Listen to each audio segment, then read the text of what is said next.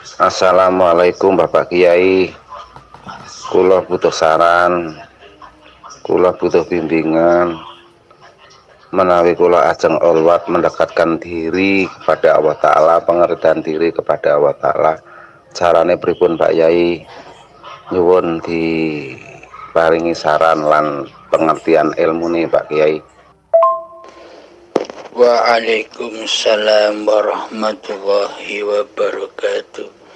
Cara kita khalwat atau cara kita berzuhud atau cara mendekatkan diri kepada Allah haruslah perang dahulu.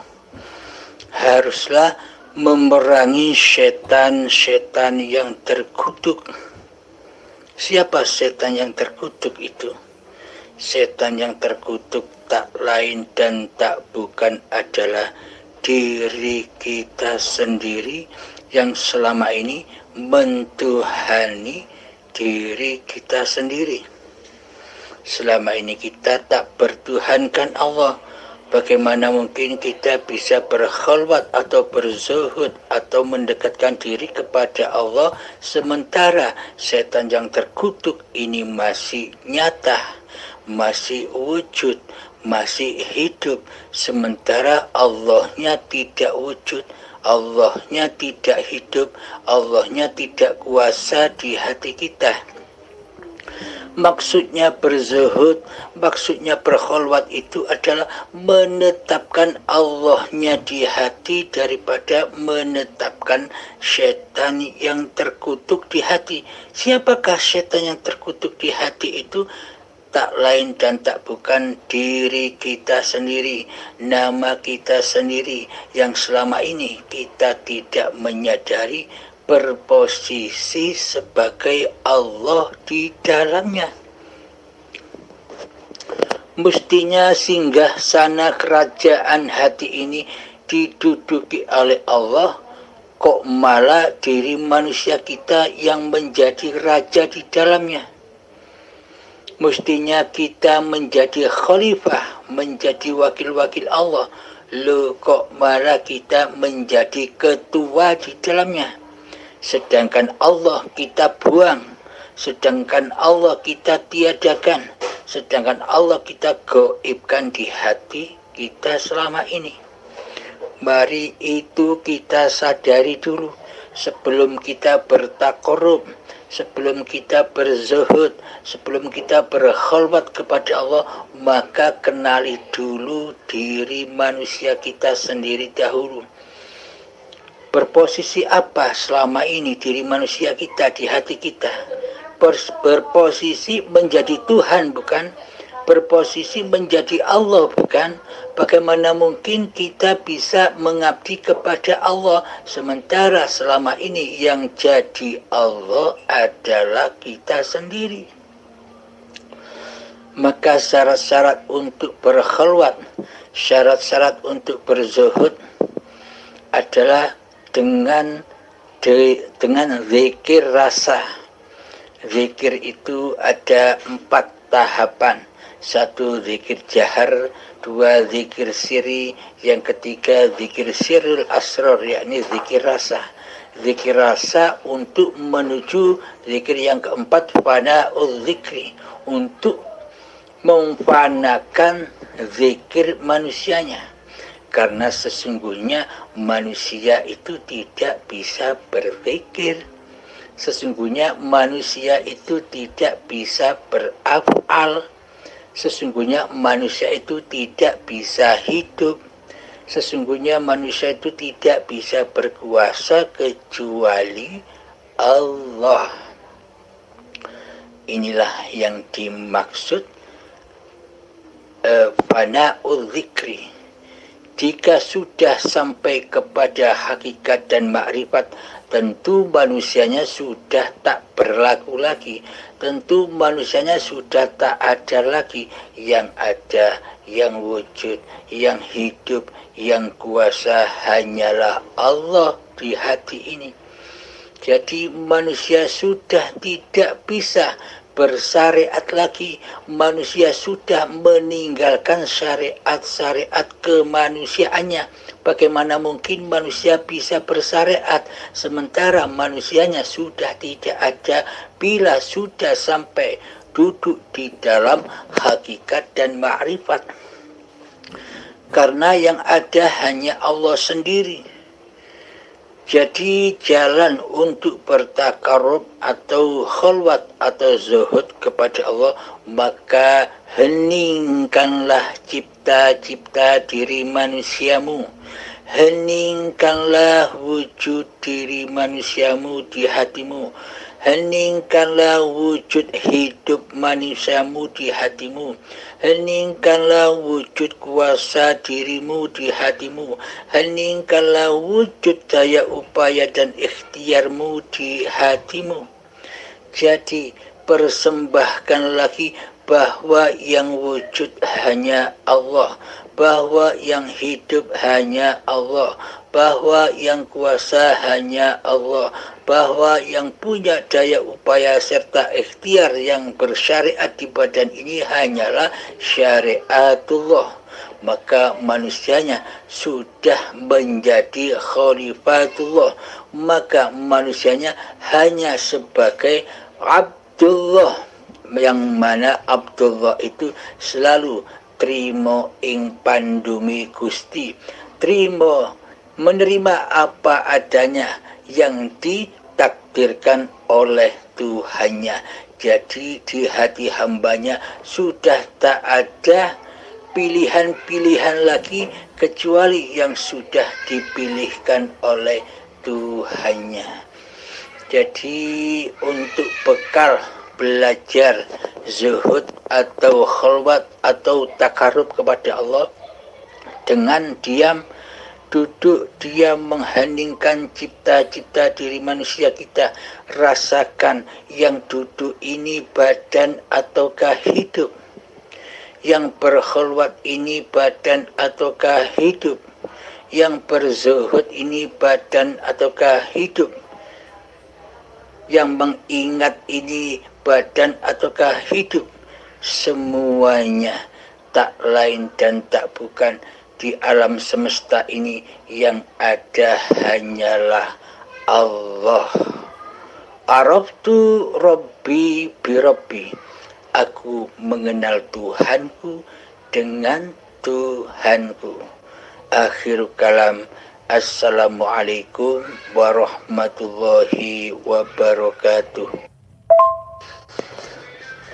Alhamdulillahirabbil alamin.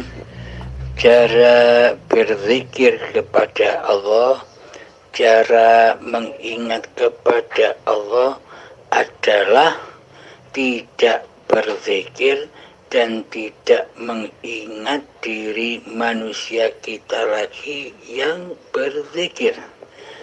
Kita tidak mengingat diri manusia kita lagi yang mengingat. Jadi pada intinya yang bisa berzikir adalah Allah sendiri. Yang bisa mengingat Allah adalah Allah sendiri. Coba dihayati, coba di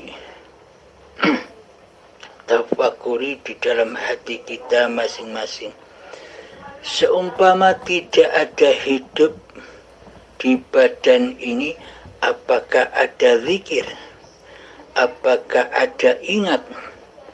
Berarti yang mengingat hidup adalah hidup itu sendiri. Yang mengingat Allah adalah Allah sendiri.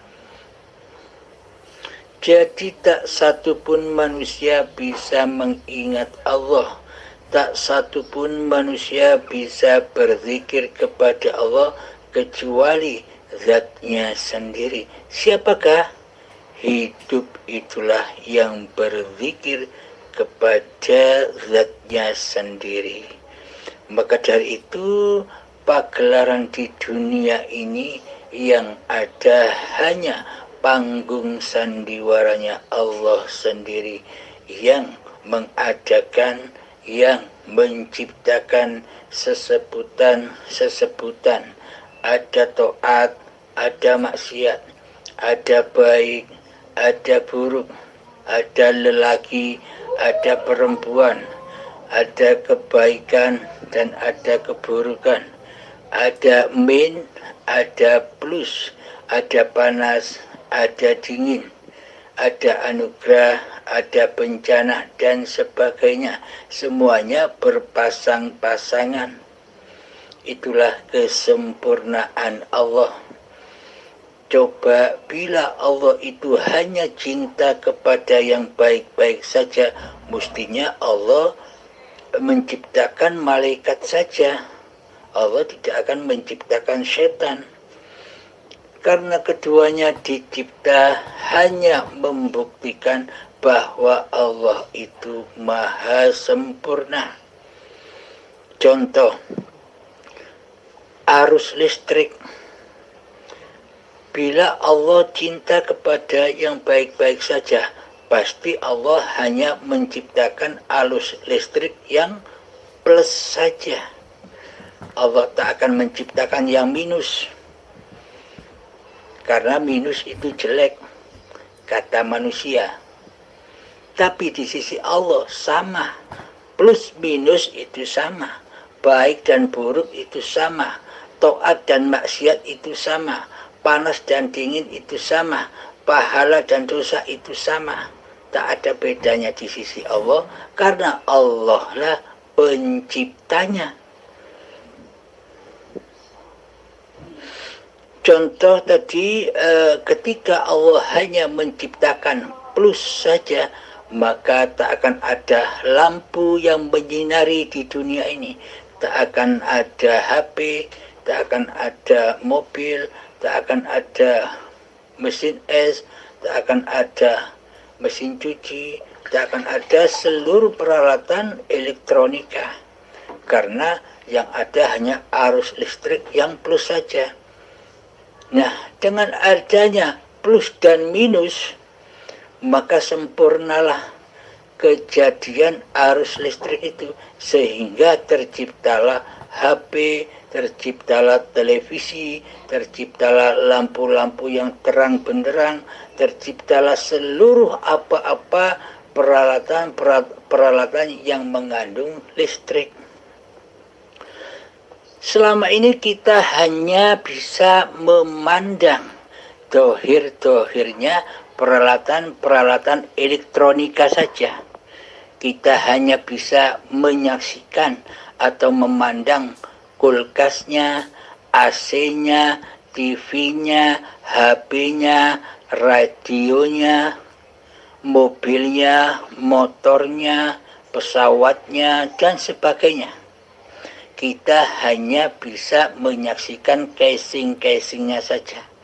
Di dalam hati kita takkan bisa menyentuh siapa di balik casing-casing peralatan elektronika itu. Karena kita hanya suka memandang yang dohir. Kalau kita tahu siapa di balik seluruh peralatan elektronika yang ada di bumi ini, semua didalangi, semua dihidupi oleh arus listrik yang tak terlihat itu, hanya bisa dirasakan saja.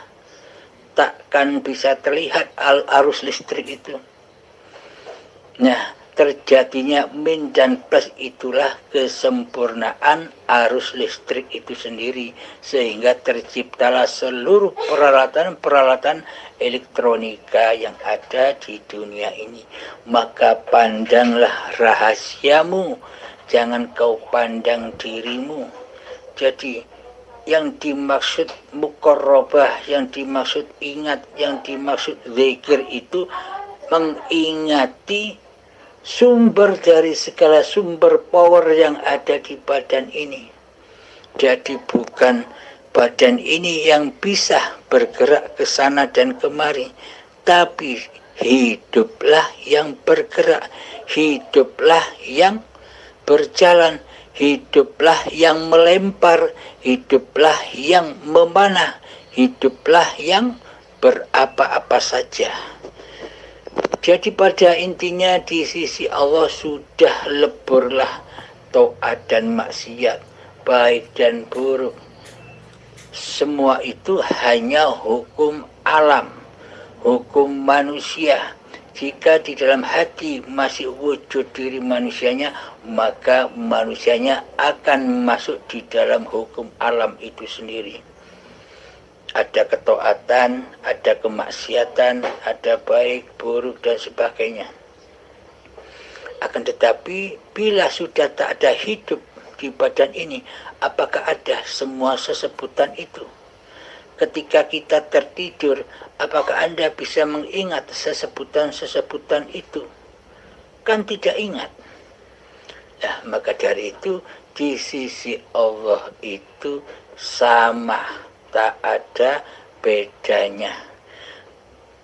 Kebaikan dan keburukan itu sama di sisi Allah. Itulah kesempurnaan Allah.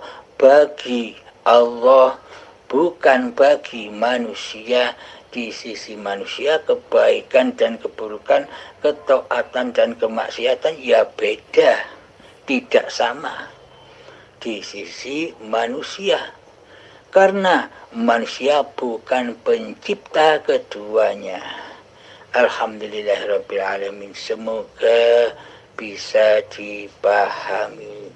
Alhamdulillahirrabbilalamin. Assalamualaikum warahmatullahi wabarakatuh. Assalamualaikum Pak Kiai. Berarti kula nggene olwat niku mboten usah ngangge siam lan nyepi kiambakan napa Pak Yai?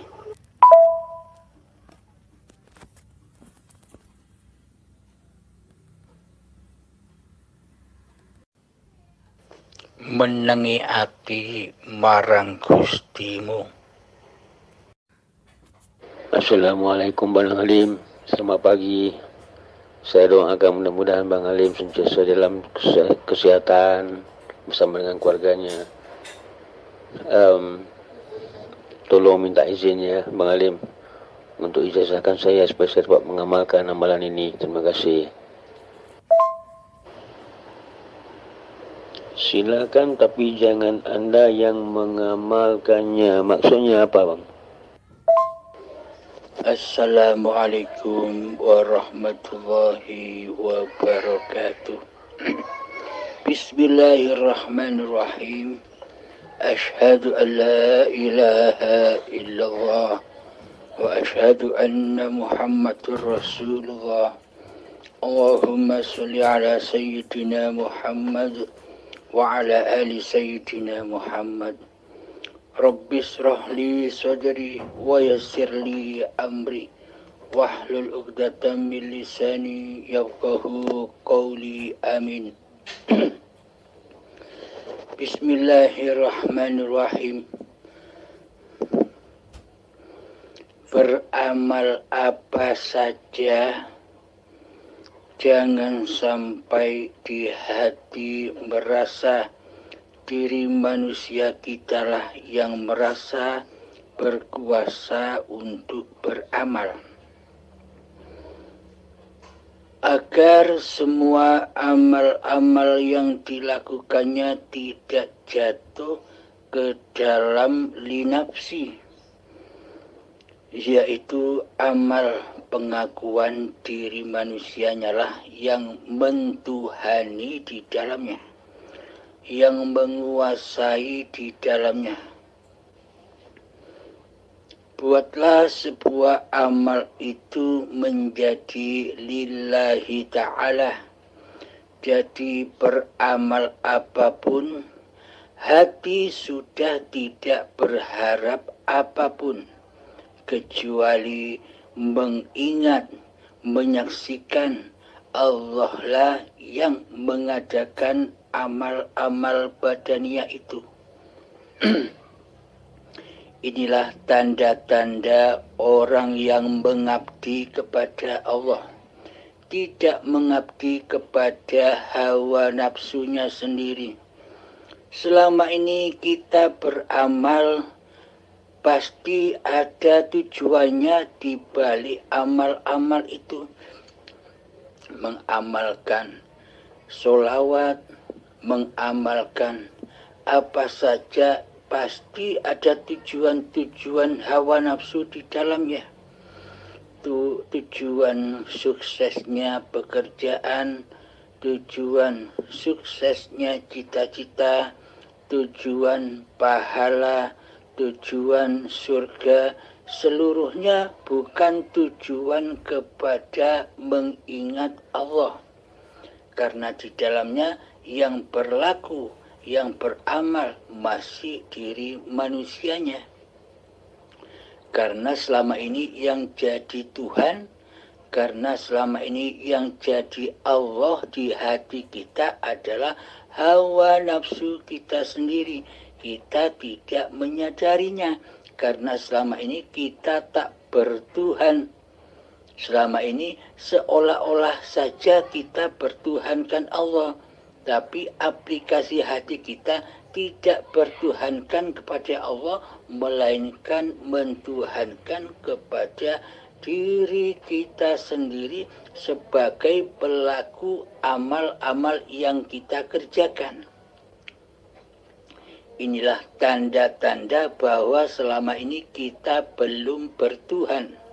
Bertuhannya, beragamanya hanya sebatas kulit saja, hanya sebatas dohir saja, hanya sebatas syariat saja. Maka dari itu bertuhanlah kepada Allah yang menciptakan dirimu dan yang menciptakan seluruh gerak amal perbuatanmu.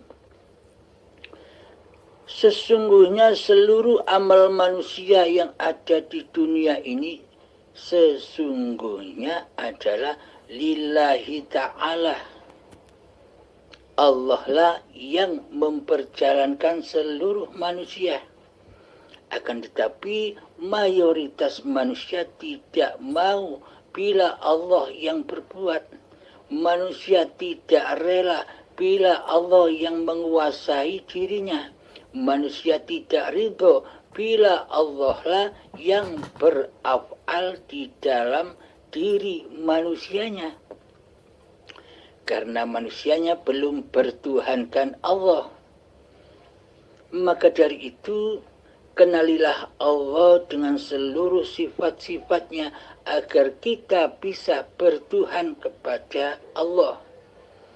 Sebelum mengenal Allah, maka kenalilah diri kita sendiri. Siapa diri kita sendiri? Apakah diri kita ini Tuhan ataukah yang diciptakan Tuhan?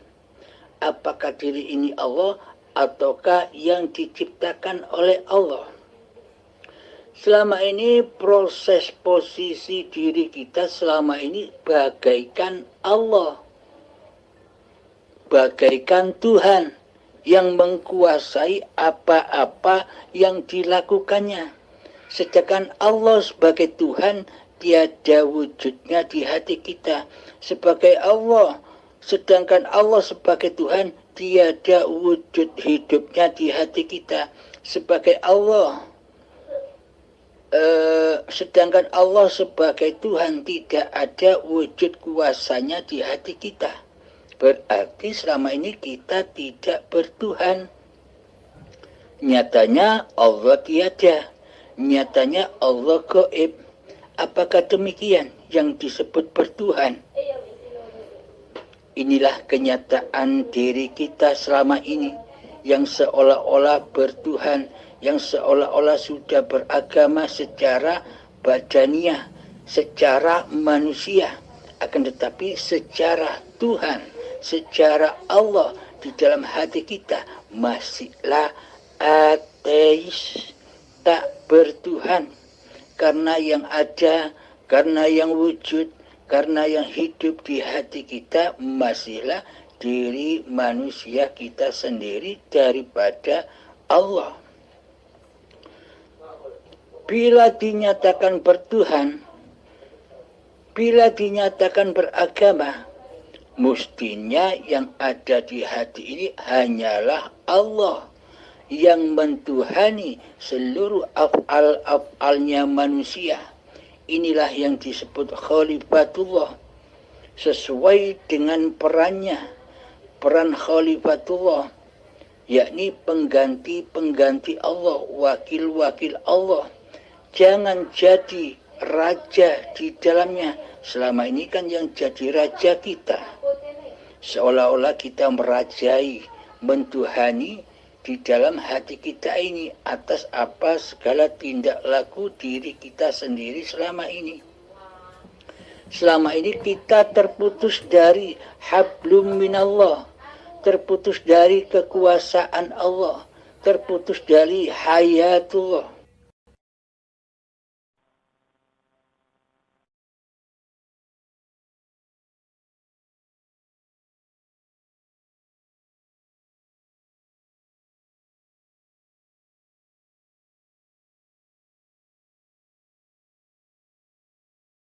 Allah, terputus dari kekuasaan Allah, terputus dari hayatullah.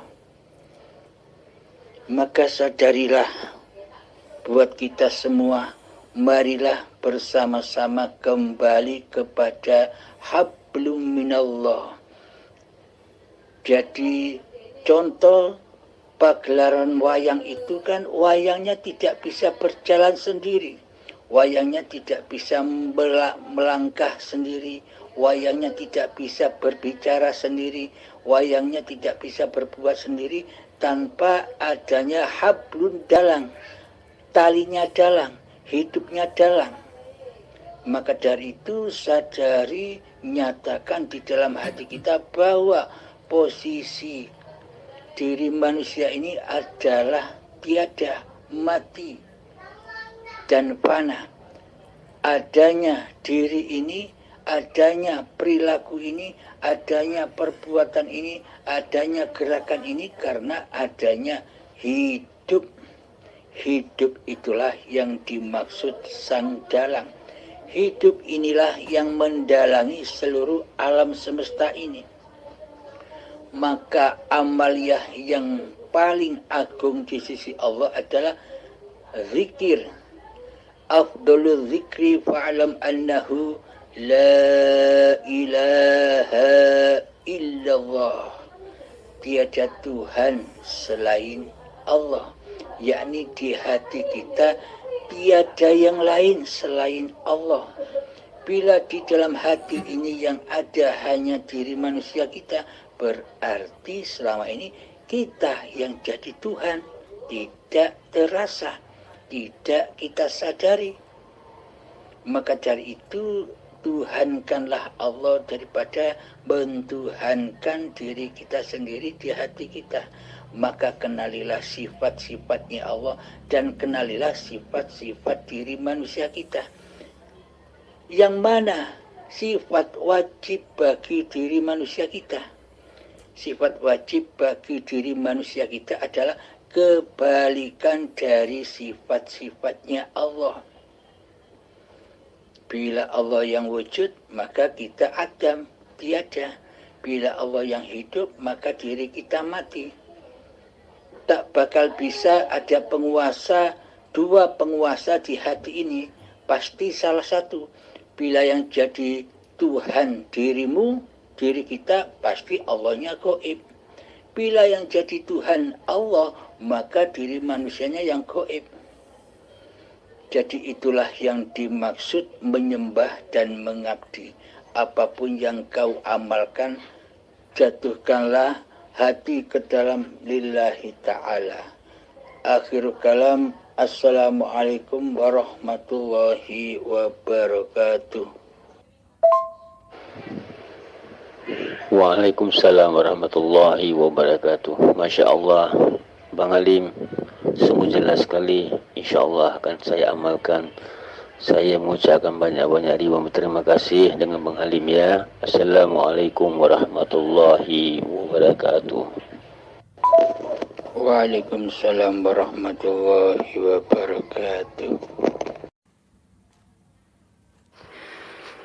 Assalamualaikum. Saya mau bertanya Kang Mas, saya Mustaqim dari Ponorogo, posisi di Malaysia Kang. Pertanyaan nomor 1. Jadi apa kita harus selalu menetapkan keakuannya hidup atau Allah itu Kang, dan menghilangkan keakuannya hamba atau manusia, begitukah Kang? Dan pertanyaan nomor 2, kalau sudah belajar ilmu ketuhanan terus tidak melakukan sholat secara syariat itu apa salah Kang? Kalau ada salah minta maaf Kang yang sebesar-besarnya. Akhirul kalam. Assalamualaikum warahmatullahi wabarakatuh.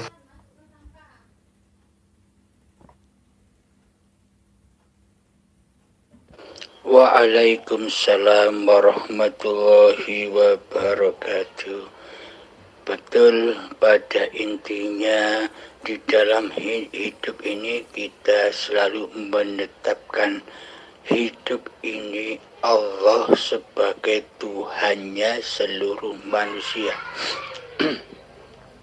Selama ini kan kita hanya memandang badan, seolah-olah badan ini bisa berjalan sendiri, seolah-olah badan ini bisa memasak sendiri, seolah-olah badan ini bisa sholat sendiri, seolah-olah badan ini bisa bekerja sendiri, seolah-olah badan ini bisa naik motor sendiri, naik mobil sendiri, dan sebagainya.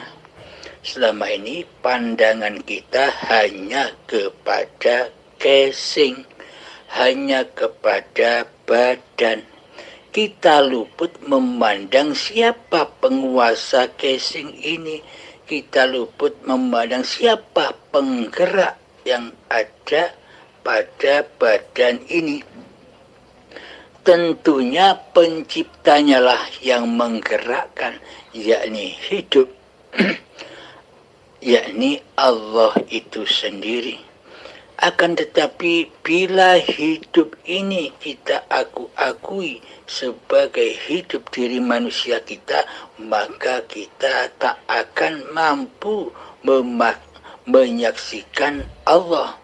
Yang kita saksikan hanyalah diri manusia kita sendiri yang merasa hidup. Sedangkan Allah kita tiadakan di hati kita, kita goibkan di hati kita selama ini. Itu berarti selama ini kitalah yang mentuhani hidup dan badan ini. Bisa dipahami? Maka kembalikanlah, maka persembahkanlah, maka abdikanlah dengan rela dan ridho di dalam hati bahwa hidup ini bukan hidup manusiaku, bahwa hidup inilah Allah. Semoga bisa dipahami. Dan pertanyaan yang kedua, bila sudah belajar ilmu ketuhanan lajeng boten nglampahi sholat, tidak melaksanakan sholat secara syariat, bila masih ada perasaan di dalam diri Anda mengatur-atur babakan sholat syariat atau tidak sholat secara syariat, itu berarti Anda belum rela dan ridho kembali kepada Allah. Itu tandanya Anda masih merekayasa syariat manusia Anda. Jadi belajar hakikat dan makrifat hanyalah untuk pelindung bagi kemalasan Anda sendiri untuk melaksanakan sholat syariat, untuk menutupi kemalasan. Jadi intinya demikian. Bila sudah bermakrifat kepada Allah, berarti diri Anda kan sudah tidak ada. Diri manusia kita kan sudah tidak ada. Yang ada hanya Allah. Maka biarlah Allah dengan syariatullah diperjalankan kepada syariat apapun yang diperjalankan Allah, manusianya sudah tidak ikut mengatur-atur lagi. Karena manusianya sudah berimamkan kepada Allah.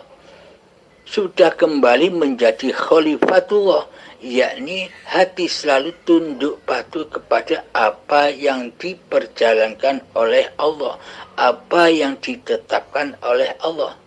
Jadi hati tidak bisa merekayasa apa-apa yang disyariatkan oleh badan-badannya.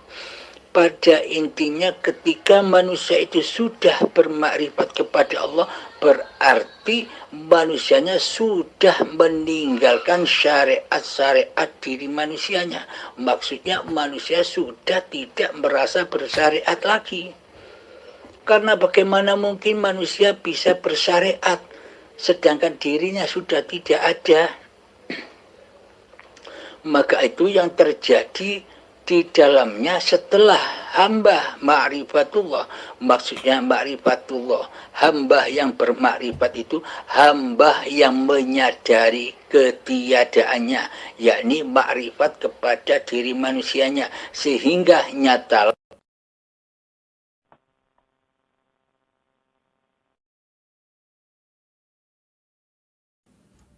The Bluetooth device is ready to pair.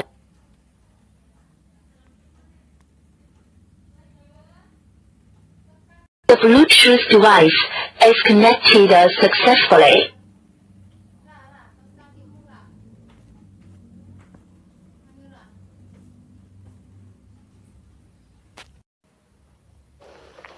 Maka itu yang terjadi di dalamnya setelah hamba ma'rifatullah, maksudnya ma'rifatullah, hamba yang bermakrifat itu hamba yang menyadari ketiadaannya, yakni makrifat kepada diri manusianya, sehingga nyatalah ma'rifatullah.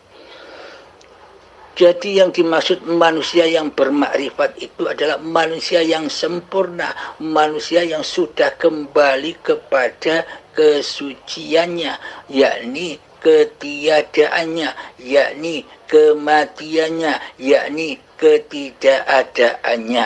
Itulah yang dimaksud manusia yang makrifat. Setelah manusia bermakrifat, man arafa nafsahu faqad arafa rabbahu, maka nyatalah ma'rifatullah. Yang ma'rifat adalah ya Allah sendiri, yang wujud Allah sendiri, yang hidup Allah sendiri, yang kuasa Allah sendiri, dan yang bersyariat atas seluruh manusia hanyalah Allah sendiri. Jadi manusianya sudah tidak ikut-ikut bersyariat. Contoh, ketika manusia diperjalankan Allah melaksanakan sholat secara syariat, manusianya pun sudah tidak ngaku-ngaku bahwa sholat ini milik manusianya. Di dalam hatinya sudah tak ada pengakuan bahwa yang sholat ini manusianya, karena manusianya sudah tidak ada. Bagaimana mungkin manusianya bisa sholat sementara manusianya tidak ada? Demikian pula ketika Allah memperjalankan orang-orang yang tidak sholat secara syariat, di dalam hatinya pun juga tidak mengaku-akui bahwa diri badannya lah yang tidak sholat secara syariat. Sudah tiada pengakuannya di dalam hatinya. Yang melaksanakan seluruh gerak laku badannya sudah bukan manusianya lagi, yakni Allah sang penguasa manusia.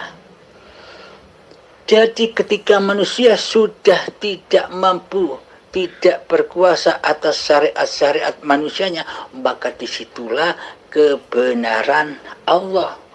Maka disitulah af'alullah. Apapun yang terjadi di dalam manusia yang sudah demikian, sudah tidak ada yang salah lagi. Hatinya sudah selamat menuju kepada Allah lah penguasa diri manusianya. Meskipun ia sholat secara syariat, hatinya selamat, tidak mengaku-ngakui bahwa yang sholat itu dirinya. Meskipun tidak sholat secara syariatnya, tidak diperjalankan Allah mengerjakan syariat sholatnya, manusianya pun juga selamat, karena di dalamnya tidak mengaku-ngaku bahwa dirinya lah yang tidak sholat secara syariat. Jadi pada intinya di dunia ini yang ada hanya syariatullah, syariatnya Allah sendiri. Adanya benar dan salah, adanya taat dan maksiat, adanya baik dan buruk. Semua itu karena masih ada dan masih wujud diri manusianya di hatinya. Karena manusianya masih merasa menjadi penguasa dan mentuhani badan-badannya serta mentuhani syariat-syariat manusianya sendiri. Maknanya hatinya masih linafsi. Segala amaliyah, segala sholat, bila di hati ini masih linafsi, yang merasa berbuat diri manusianya, yang merasa bersyariat diri manusianya, semuanya salah di sisi Allah. Apa buktinya salah? Karena manusia mensekutukan Allah dengan diri manusianya. Itu yang salah. Karena manusianya merasa bisa mendalangi dirinya sendiri. Manusia merasa mentuhani dirinya sendiri. Itu yang salah. Jadi bukan orang yang sholat dan yang tidak sholat yang salah. Akan tetapi kondisi hatinya yang salah. Meskipun orang itu ketika masih wujud diri kemanusiaannya di hatinya, meskipun sholat secara syariat ataupun tidak sholat secara syariat, tetap salah. Karena yang jadi Tuhan adalah diri manusianya sendiri. Alhamdulillahirrabbilalamin, semoga bisa dipahami. Renungkanlah, tafakurilah di dalam hati kita masing-masing. Bila masih bingung, tafakur di dalamnya, minta petunjuk kepada Allah, minta pertolongan kepada Allah, yakni dengan cara menyatakan di dalam hati kita bahwa hidup ini adalah hidupnya Allah. Allah pasti membimbing kita semua. Akhirul kalam, assalamualaikum warahmatullahi wabarakatuh. Waalaikumsalam warahmatullahi wabarakatuh. Nggih, suwun Kang Mas keteranganipun, kula pahamane alon-alon. Assalamualaikum warahmatullahi wabarakatuh.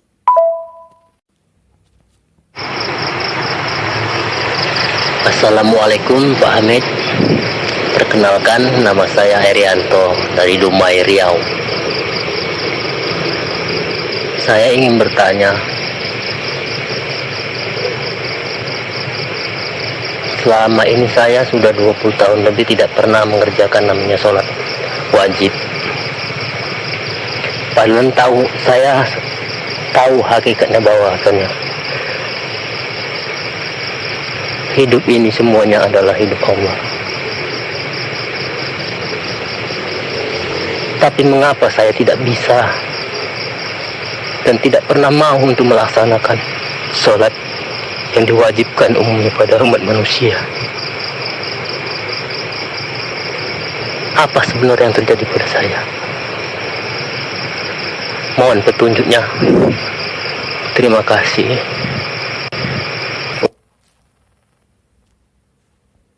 Waalaikumsalam warahmatullahi wabarakatuh. Anda selama ini, selama 20 tahun mengalami kegundahan yang hebat karena Anda tidak melaksanakan sholat secara syariat.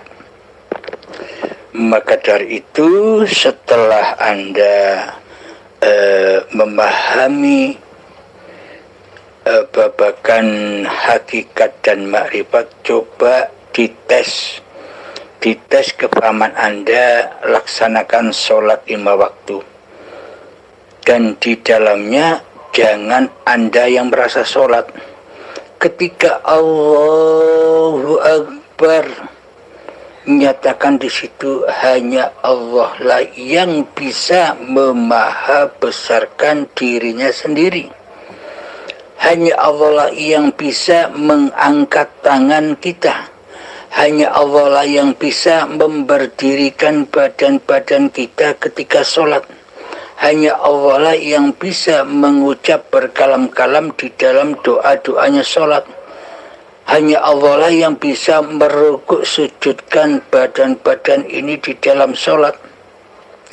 Jangan sampai diakui di dalamnya bahwa sholat ini sholat manusianya.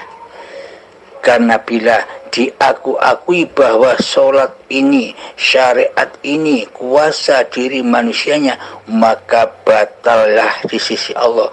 Maka tidak akan diterima di sisi Allah. Apa syarat amal yang diterima oleh Allah itu?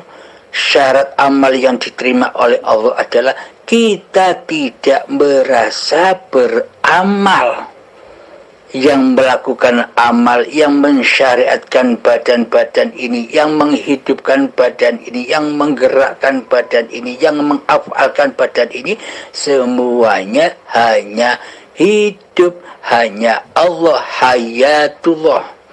Inilah syarat diterimanya amal, hingga menjadi amal yang soleh. Maknanya apa amal soleh itu? Bukan amal manusianya.